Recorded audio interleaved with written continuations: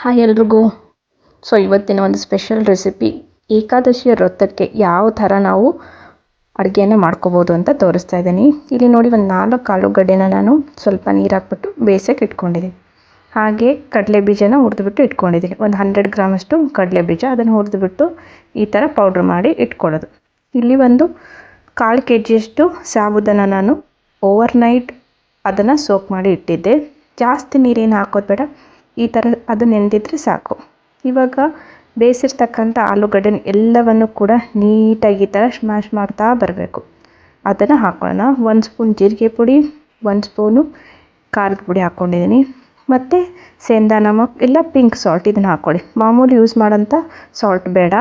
ಹಾಗೆ ಏನು ಕಡಲೆ ಬೀಜನ ಹುರಿದಿಟ್ಕೊಂಡಿರ್ತೀವಲ್ಲ ಅದ್ರ ಪೌಡ್ರನ್ನ ಹಾಕ್ಕೊಳ್ಳೋದು, ಕೊತ್ತಂಬರಿ ಸೊಪ್ಪು ಹಾಕ್ಕೊಳ್ಳೋದು. ಇದನ್ನ ನೀಟಾಗಿ ನಾವಿಲ್ಲಿ ಕಲಿಸ್ತಾ ಬರಬೇಕು, ಮಿಕ್ಸ್ ಮಾಡಬೇಕು. ಓಕೆ, ಅಡಿಯಿಂದ ಫುಲ್ ಎಲ್ಲನೂ ಕೂಡ ನಾವು ಕೈಯಿಂದನೇ ಕಲಸಿ, ಸ್ಪೂನಲ್ಲಿ ಕಲಿಸಿದ್ರೆ ಅದು ಸರಿ ಹೋಗಲ್ಲ. ಹಾಗಾಗಿ ಈ ಏಕಾದಶಿ ವ್ರತ ಮಾಡುವಾಗ ತುಂಬ ಜನರಿಗೆ ಕನ್ಫ್ಯೂಷನ್ ಇರುತ್ತೆ, ಏನನ್ನು ತಿನ್ನಬೇಕು ಏನನ್ನು ತಿನ್ನಬಾರ್ದು ಅಂಥೇಳಿ.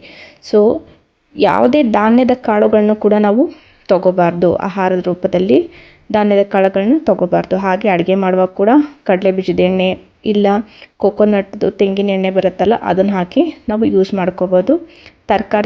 ಸ್ವಲ್ಪ ತರಕಾರಿಗಳು ಬರುತ್ತೆ, ಅದನ್ನು ತಿನ್ಬೋದು. ಅಂದರೆ ಬೀನ್ಸ್ ತಿನ್ನಂಗಿಲ್ಲ. ಹಾಗೆ ಈ ಸಾಸಿವೆನ ಯೂಸ್ ಮಾಡೋ ಹಾಗಿಲ್ಲ ಒಗ್ಗರಣೆ ಹಾಕುವಾಗೂ ಕೂಡ. ಮಿಕ್ಕಿದ್ದೆಲ್ಲವನ್ನು ಕೂಡ ನಾವು ಯೂಸ್ ಮಾಡ್ಕೋಬೋದು. ಸಾಬುದಾನ ಕಿಚಡಿ ಮಾಡ್ಬೋದು, ಸಾಬುದಾನಲ್ಲಿ ನಾವು ಈ ಥರ ವಡೆಗಳನ್ನ ಮಾಡ್ಕೋಬೋದು, ಸಾಬುದಾನ ಗಂಜಿ, ಸಾಬುದಾನ ಪಾಯಸ ಅದನ್ನೆಲ್ಲ ಮಾಡ್ಕೋಬೋದು. ತರಕಾರಿಗಳು ಕೂಡ ಆಲೂಗಡ್ಡೆ ಹಾಗೆ ಕ್ಯಾರೆಟು ಅಂಥವನ್ನು ಕೂಡ ತಿನ್ಬೋದು. ಹಣ್ಣುಗಳು ಎಲ್ಲ ಹಣ್ಣುಗಳನ್ನು ನಾವು ತೊಗೋಬೋದು. ಬಟ್ ಉಪ್ಪು ಹಾಕುವಾಗ ಮಾತ್ರ ಸೇಂದಾ ನಮಕು ಇಲ್ಲ ಪಿಂಕ್ ಸಾಲ್ಟು ಇದನ್ನು ನಾವು ಯೂಸ್ ಮಾಡಬೇಕಾಗತ್ತೆ. ಹಾಗೆ ಇವಾಗ ಬಂದಿರೋ ಈ ಮಾಸ ಅಂದರೆ ಪುರುಷೋತ್ತಮ ಮಾಸ, ಅದನ್ನು ಅಧಿಕ ಮಾಸ ಅಂತಲೂ ಕೂಡ ನಾವು ಕರಿತೀವಿ. ಈ ಮಾಸದಲ್ಲಿ ತುಂಬ ಸ್ಪೆಷಲ್ ಆಗಿರುತ್ತೆ. ಹಾಗಾಗಿ ಏಕಾದಶಿ ವ್ರತವನ್ನು ಎಲ್ಲರೂ ಕೂಡ ಆಚರಣೆ ಮಾಡಬಹುದು. ಇವಾಗ ನಾವು ನಾನ್ ವೆಜ್ ತಿಂತಿರ್ತೀವಿ, ನಮಗೇನು ಗೊತ್ತಿಲ್ಲ ನಾವು ಹೇಗೆ ಪಾಲಿಸ್ಬೇಕು ಏಕಾದಶಿ ವ್ರತ ಅಂತಂದರೆ, ಈ ಥರ ಹಣ್ಣಿನ ಜ್ಯೂಸ್ಗಳು, ಹೀಗೆ ಸಾಬುದಾನದ್ದು ಈ ಥರದ್ದೆಲ್ಲವನ್ನು ಮಾಡಿಕೊಂಡು ಕೂಡ ನಾವು ವ್ರತವನ್ನು ಆಚರಣೆ ಮಾಡ್ಬೋದು. ಹಾಗೆ ಈ ವ್ರತದಲ್ಲಿ ತುಂಬ ನಿಯಮಗಳಿದೆ, ಹೇಗೆ ಮಾಡೋದು ಅಂತ ಎಲ್ಲ ಕನ್ಫ್ಯೂಷನ್ಸ್ ಇರುತ್ತೆ. ಅಂತ ಯಾವ ಕನ್ಫ್ಯೂಷನ್ಸು ಬೇಡ, ಈಸಿಯಾಗಿ ನಾವು ಆಚರಣೆ ಮಾಡ್ಬೋದು. ನೋಡಿ, ಈ ಥರ ಸ್ವಲ್ಪ ವಡೆ ಥರ ಈ ಥರ ತಟ್ಕೊಂಡ್ಬಿಡೋದು. ಇದನ್ನು ನಾನಿಲ್ಲಿ ಏರ್ ಫ್ರೈ ಮಾಡ್ತಾಯಿದ್ದೀನಿ.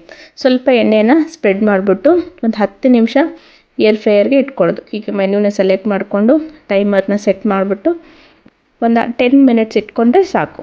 ಓಕೆ, ಇಲ್ಲಿ ಆಯಿಲ್ ಕೂಡ ನಾನು ಕಡಲೆ ಬೀಜದ ಎಣ್ಣೆನ ಬಳಸ್ತಾ ಇದ್ದೀನಿ. ನೋಡೋಣ ಇವಾಗ ಏರ್ ಫ್ರೈಯರ್ ಚೆನ್ನಾಗಾಗುತ್ತಾ ಇಲ್ಲ ಒಂದು ತವಾ ಥರ ಇಲ್ಲ ಪ್ಯಾನ್ ಈ ಥರ ಇಟ್ಕೊಂಡ್ಬಿಟ್ಟು ಅದಕ್ಕೆ 1-2 ಸ್ಪೂನು ಎಣ್ಣೆ ಹಾಕ್ಕೊಂಡು ಈ ಥರ ನೋಡಿ ಈ ಸೈಜಿಗೆ ಇಷ್ಟು ನೀವು ಮಾಡಿಕೊಂಡ್ರೆ ಸಾಕು. ಓಕೆ, ಇದನ್ನು ನಾವು ಎಲ್ಲ ಕಡೆನೂ ಆಯಿಲ್ನ ಸ್ಪ್ರೆಡ್ ಮಾಡ್ಕೊಬೇಕು. ಆಯಿಲ್ ಸ್ಪ್ರೆಡ್ ಮಾಡಿ ಈ ಥರ ಬೇಯಕ್ಕೆ ಇಟ್ಕೋಬೇಕು. ಓಕೆ, ಡೀಪ್ ಫ್ರೈ ಮಾಡಿದ್ರೆ ಉಪವಾಸ ಇರ್ತೀವಲ್ಲ, ಆವಾಗ ಗ್ಯಾಸ್ಟ್ರಿಕ್ ಆಗೋದು ಇಲ್ಲ ಎದೆ ಉರಿಯೋದು ಈ ಥರ ಎಲ್ಲ ಆಗುತ್ತೆ. ಹಾಗಾಗಿ ಡೀಪ್ ಫ್ರೈನ ಎಷ್ಟು ಅವಾಯ್ಡ್ ಮಾಡ್ತೀರಾ ಅಷ್ಟು ಒಳ್ಳೆಯದು. ಈ ಥರ ನಾವು ಶಾಲೋ ಫ್ರೈ ಮಾಡಿಕೊಂಡು ತಿನ್ಬೋದು.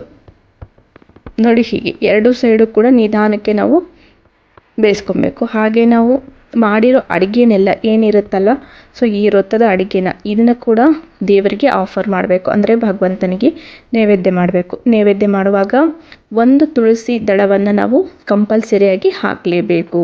ಓಕೆ, ಆವಾಗಲೇ ನಮ್ಮ ವ್ರತ ಅನ್ನೋದು ಕಂಪ್ಲೀಟ್ ಆಗುತ್ತೆ. ನಾಳೆ ಈ ವ್ರತ ಬಂದಿದೆ, ತುಂಬ ಇಂಪಾರ್ಟೆಂಟು. ಪುರುಷೋತ್ತಮ ಮಾಸ ಅಂತ ಕರಿತೀವಿ, ಅಧಿಕ ಮಾಸ ಅಂತ ಕೂಡ ಕರಿತೀವಿ. ಇದು ಕಂಪ್ಯಾರಿಸನ್ ವಿಡಿಯೋ ಆಗಿತ್ತು, ಏರ್ ಫ್ರೈರಲ್ಲಿ ಚೆನ್ನಾಗಾಗುತ್ತಾ ಇಲ್ಲ ತವಾನಲ್ಲಿ ಈ ಥರ ಪ್ಯಾನಲ್ಲಿ ಚೆನ್ನಾಗಾಗುತ್ತಾ ಅಂತ. ಎರಡೂ ಕಡೆನೂ ಕೂಡ ಚೆನ್ನಾಗಿ ಬಂದಿದೆ ಈ ರೆಸಿಪಿ. ಹೋಪ್ ಈ ವಿಡಿಯೋ ನಿಮಗೆ ಇಷ್ಟ ಆಗಿದೆ ಅಂತ ಅಂದ್ಕೊಳ್ತೀನಿ. ನೀವು ಕೂಡ ಟ್ರೈ ಮಾಡಿ. ಥ್ಯಾಂಕ್ ಯು, ಮತ್ತೆ ಸಿಗೋಣ.